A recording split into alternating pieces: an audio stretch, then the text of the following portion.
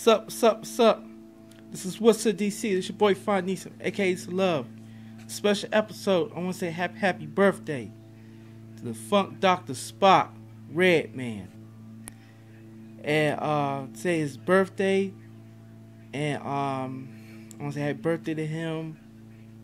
And it was, man, it was nice to see him perform. Him and Method Man perform. For the Howard Theater, I think nearly 2 months ago, I think exactly. I don't know. Yeah, 2 months ago. Did a vlog for that, so you go ahead and watch that. Or you can pause this episode and watch the vlog. So or you can continue to watch this episode. But man, him and Method Man on stage, they always get along real good. They never broke up. Never hear about any situation between them two. They both work and do their thing and keep themselves relevant. But Redman was doing his thing. I grew up watching him, grew up listening to his music, and to watch him on stage, him and Method Man on stage a few months ago, I feel like I was in heaven. I feel like I was in hip hop motherfucking heaven. Woo! They brought the house down. Brought the house down, man. Howard Theater. At the end, they saved me. They saved me, man, because I suffered a seizure right at the end of the concert. And they took the time to really, mainly Method Man. I think he kind of really pull me up on the stage or such and so. So I was kind of more, because even during the show, I think I was kind of more, I was more connected with Method Man, because Method Man was kind of more like on the, because to me, I was standing right, because I was standing most of the time. It was pretty, because every event at Howard Theater really is standing room, pretty much. So I kind of stood the whole time of the concert. I was standing. I wasn't sitting down at all. There were no seats. Everything was pretty much a little open area. I guess that's how I don't know, all the concerts are like that, but that's how it was. The only way you had to get a seat if you had to get like at a table or something. But other than that, everything was pretty much open. And but I really want to get like I was saying, I was like on the if you watch the vlog, I was kind of like more on to the far right of the stage. So I was kind of like more far right. That's what Method Man was pretty much on the far right of the stage.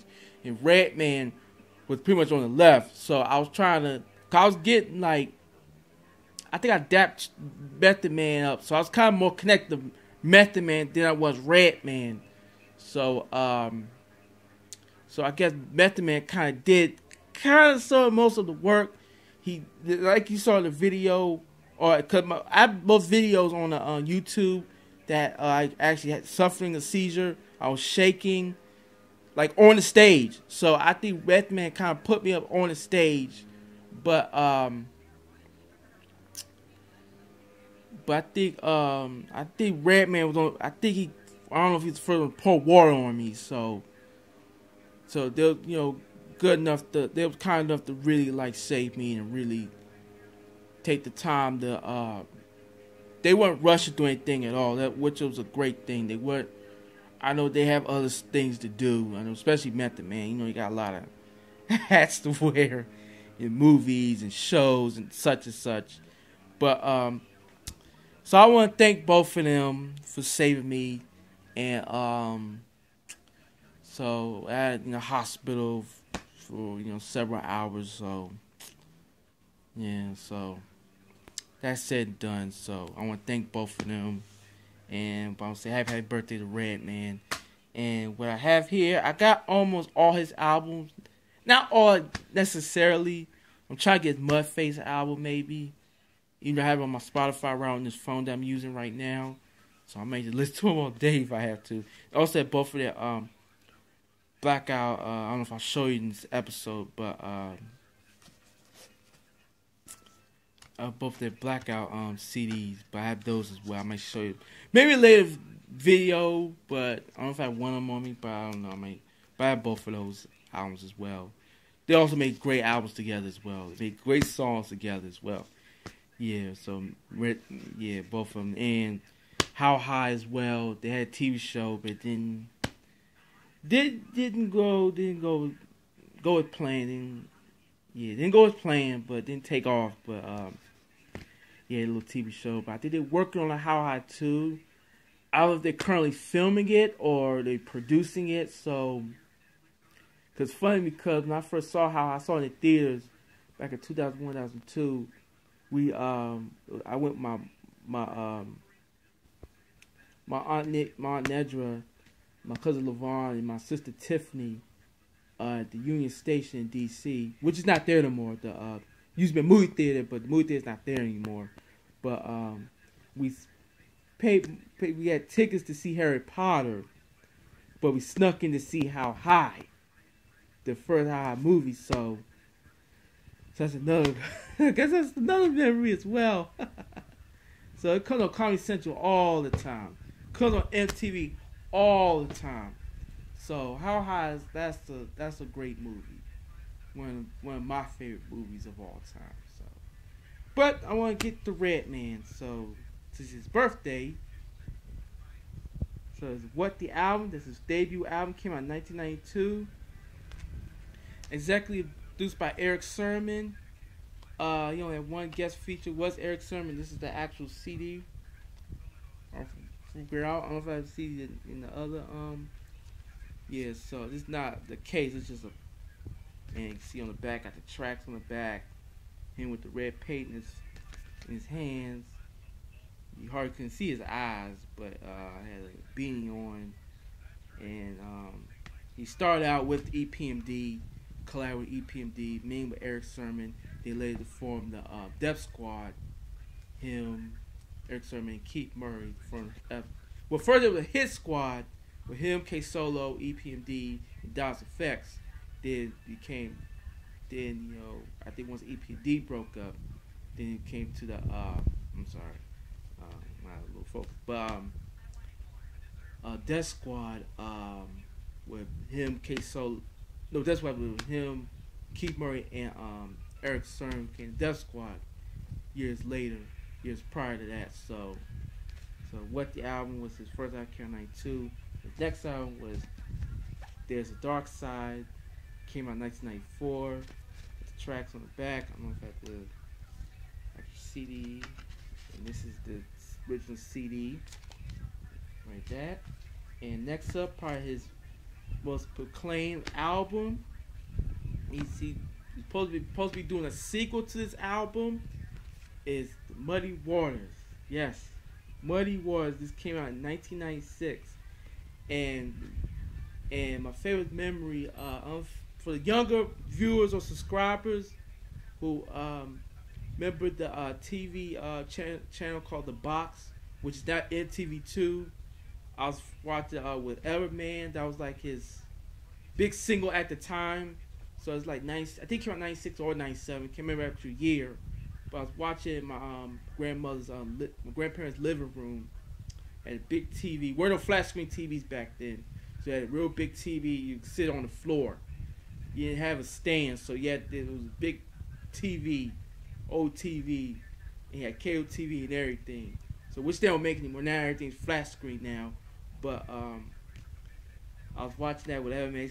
They show that video constantly, man. So yeah, that's it. Came out in 1996. So he's supposed to do a sequel of it. What it was 2, I think later on this year or so. So tracks on the back, him and a little Muddy.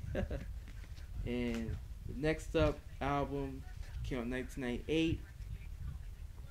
Doc's the Name, 2000. Came out in 1998. And his I'll Be There. Yeah, you had that, such and such. So you had the Goodness, and you got on the back, tracks to the back, Newark, New Jersey. That's his hometown, aka Brick City. And also for the singles. I want to go back to the singles. The singles he had on There's a Dark Side. I think he had Can't Wait, think Rockefeller, and I guess that's pretty much it. And yeah, all the Superman Lover tracks on it as well. And also on the his singles he had was Time for Some Action and I think Blow Your Mind. I think Blow Your Mind was actually his first, and Tonight's the Night. So that was his singles with that. That's the name. And next up has an album called Malpractice, came out 2001. And I think one hit single was Let's Get Dirty. He also performed that at the DJ Cool, such and such. So big up DJ Cool. And I guess that was the only hit single he had on Malpractice album. Great album. All albums are great. And I did the last album. Not was not his last album, but I don't have his Mud Face album. But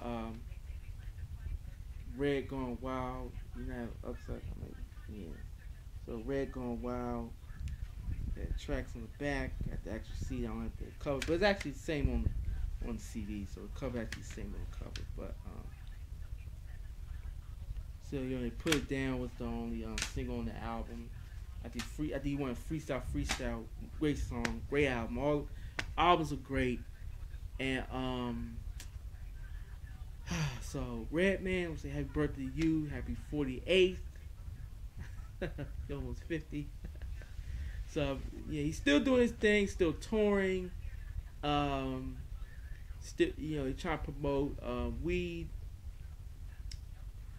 He's trying to promote the weed culture. Him and Method Man, Snoop Dogg. Everybody credits Snoop Dogg, but Redman is really probably the first from the East Coast to represent weed culture into hip hop. I think first was Cypress Hill. I think then him. I think then Method Man. I think then Snoop Dogg. I think I don't know the actual order. So if I have it wrong, please forgive me.